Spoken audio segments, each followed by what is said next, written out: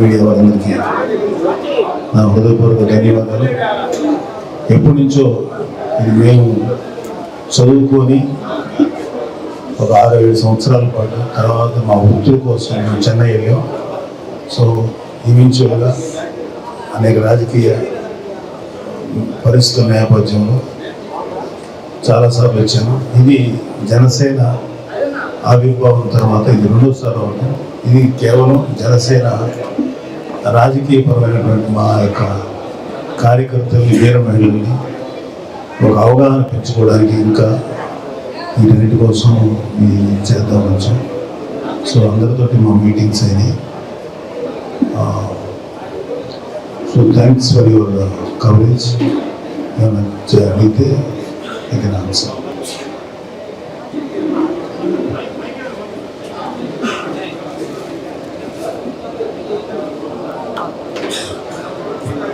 మీరు అడగచ్చు, ఎవరైనా మరొకరిని అడగచ్చు, రాజీవ్ గారిని అడగచ్చు, అనుకోండి. Thank you. ప్రచారం అంతే కదా, నేను చెప్పలేదు కదా, ఓన్లీ ప్రచారం. నేను ఇంట్రెస్ట్ లేదు. నేను ఎటువంటి రాజకీయపరమైనటువంటి పదవుల మీద నాకు ఇంట్రెస్ట్ లేదు. నాది ఇవాళ నేను జనసేనలో కేవలం ఇలా పనిచేస్తానంటే it's a kind of social service. దీని వెనకాల నాకు ఎటువంటి కోరికలు కానీ ఆలోచనలు కానీ లేవు. ఎస్పెషల్లీ నేను అజయ్ గారు కేవలం సర్వీస్ మోటివ్ నుంచి మా యంగ్స్టర్స్ని, మా జన సైనికుల్ని, వీర మహిళల్ని మోటివేట్ చేసి వాళ్ళని ఉత్తమమైనటువంటి నాయకులుగా తీర్చిదిద్దడానికి మా స్థాయి శక్తిలో ఎంతో చేయగలము. మా ప్రెసిడెంట్ గారు ఆదేశాలు మనకు పనిచేస్తాం. Thank you.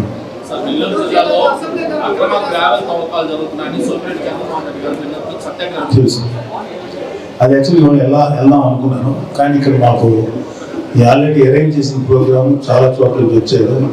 సో వాళ్ళు డిసప్పాయింట్ చేయలేక ఆ టైం సెట్ అవ్వలేదు మాకు. సో ఖచ్చితంగా ఇందాక చెప్పాను, సోమిరెడ్డి చంద్రమోహన్ రెడ్డి గారికి, ఈ కాకాయ గోవర్ధన్ రెడ్డి గారి యొక్క మాఫియాకి వ్యతిరేకంగా గట్టిగా నిలబడేటువంటి సోమిరెడ్డి చంద్రమోహన్ రెడ్డి గారికి మా హృదయపూర్వకమైనటువంటి మద్దతు తెలియజేస్తున్నాం. అసలు ఓన్లీ వర్క్ చేయండి జనసేన.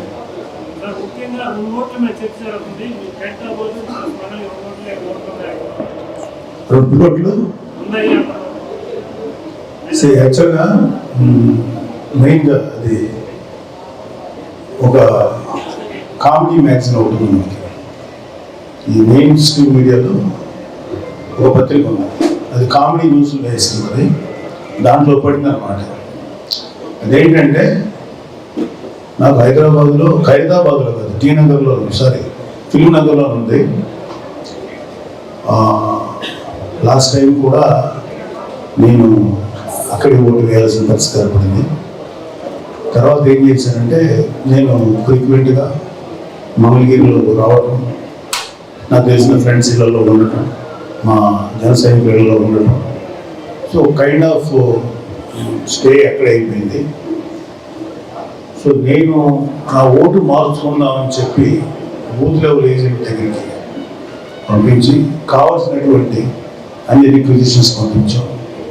నేను, నా భార్య, నా పిల్లలిద్దరు, మా కోడలు, వీళ్ళందరూ కలిసి మంగళగిరిలో రిజిస్టర్ చేయించుకున్నాం అనుకున్నాం. దురదృష్టవశాత్తు బూత్ లెవెల్ ఎలక్షన్ దీంట్లో కూడా ఈ రాజకీయపరమైనటువంటి అంశాలు కలిసి ఎక్కువ కాంట్రవర్సీ చేస్తే ట్రై చేస్తున్నాను. ఇలాంటి ఇష్యూస్ జరగకూడదని, న్యాయం కూడా కాదు అని చెప్పి నేను మొన్న తెలంగాణ ఎలక్షన్స్లో, అసెంబ్లీ ఎలక్షన్ నా ఓటు వేయడం, నేను కానీ, నా భార్య కానీ, నా కొడుకు కానీ వేయలేం. ఎందుకు వేయలేదంటే ఒకే వేటు అక్కడ ఇక్కడ వేసి ఎలక్షన్ స్పిరిట్ని పాడు చేసే ఉద్దేశం మాట్లేదు. దాన్ని గౌరవించాలి ఉద్దేశం, అక్కడ ఓటు వేయలేదు. ఈవెన్చువల్ ఇక్కడ ట్రాన్స్ఫర్ అని పెట్టుకుంటే 100 రిస్ట్రిక్షన్స్ పెట్టారు ఎలక్షన్ కమిషన్ అని. నిజంగా ఎలక్షన్ కమిషన్ వాళ్ళు అలా పెట్టరు. కానీ ఇక్కడ అక్కడక్కడ ఉన్న కొంతమంది మాత్రం అధికార పార్టీ చిక్కు చేతుల్లో ఉండి ఇలాంటి పరిమాణాలను న్యూస్ చేస్తున్నారు. సో నేను ఒక చోట పెట్టాను. తర్వాత మా వాళ్ళు వెళ్ళి ఆ రోజు రమ్మన్నారు. మన 14వ తారీఖున అసెంబ్లీ 14 నాకు ఇచ్చేది రమ్మని. నేను బయట కార్లో వెయిట్ చేశాను, మా వాళ్ళందరూ వెయిట్ చేస్తుంటే ఒక్కరు కూడా రాలేదు. మంగళగిరి ఆర్డీఓ ఆఫీస్ ఎక్కించు, సో ఎంఆర్ఓ ఆఫీస్ తర్వాత రాలేదు. సరే, తర్వాత ఏంటంటే నా ఓటు హైదరాబాద్లో ఉన్న నా ఓటుని నేను క్యాన్సిల్ చేసుకున్నాను. దానికి తగినటువంటి ప్రూఫ్స్ కూడా ఉన్నాయి, ఎక్నాలజ్మెంట్ వచ్చింది. అది కావాలంటే మీరు ఎవరు షేర్ చేసుకోవచ్చు. సో వెయిటింగ్, అది ఒక 3-4 డేస్ తర్వాత నాకు క్యాన్సిలేషన్ వస్తుంది. ఖచ్చితంగా నా ఓటు ఆంధ్రప్రదేశ్ షిఫ్ట్ చేసుకొని ఈసారి మా జనసేన అలయన్స్ ప్రభుత్వానికి వేయడానికి చాలా సంతోషంగా నేను ట్రాన్స్ఫర్ చేసుకున్నాను. ట్రాన్స్ఫర్ కాదు, షిఫ్ట్ చేసుకున్నాను. Thank you.